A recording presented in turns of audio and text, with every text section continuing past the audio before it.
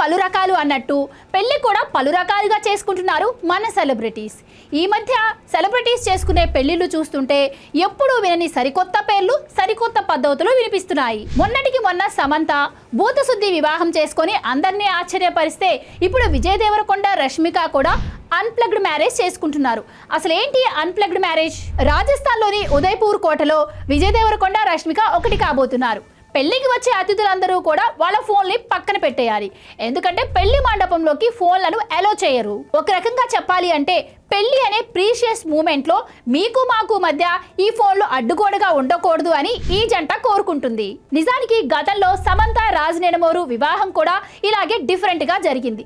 ఎలాంటి ఆడంబరాలకు పోకుండా భూతశుద్ధి అనే ఆధ్యాత్మిక పద్ధతిలో చాలా సింపుల్ గా చేసుకున్నారు. ఇప్పుడు ఈ అన్ప్లగ్డ్ వెడ్డింగ్ ట్రెండ్ లా మారింది. కేవలం వీళ్లే కాదు, విరాట్ కోహ్లీ, అనుష్క దగ్గర నుంచి రణబీర్, దీపిక వరకు అందరూ కూడా ఈ నో ఫోన్ పాలసీనే ఫాలో అవుతున్నారు. ఇవి రెండూ కాకుండా ఇంకో పెళ్లి కూడా ఉంది. గతంలో అనుకోండి 5 రోజుల పాటు పెళ్లి చేసేవారు. ఒక నెల రోజుల ముందు నుంచే చుట్టాలు అందరితో కలిపి ఇల్లంతా సందడిగా ఉండేది. పెళ్లి కూడా అందరి సమక్షంలో జరిగేది.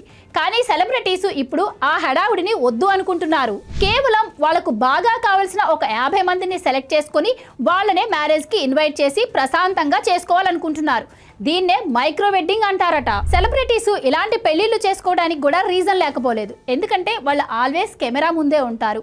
ఇక వాళ్ళు ఏదైనా చిన్న యాక్టివిటీ చేసినా కూడా సోషల్ మీడియాలో ట్రోల్స్, కమెంట్స్ మనం చూస్తూనే ఉంటాం.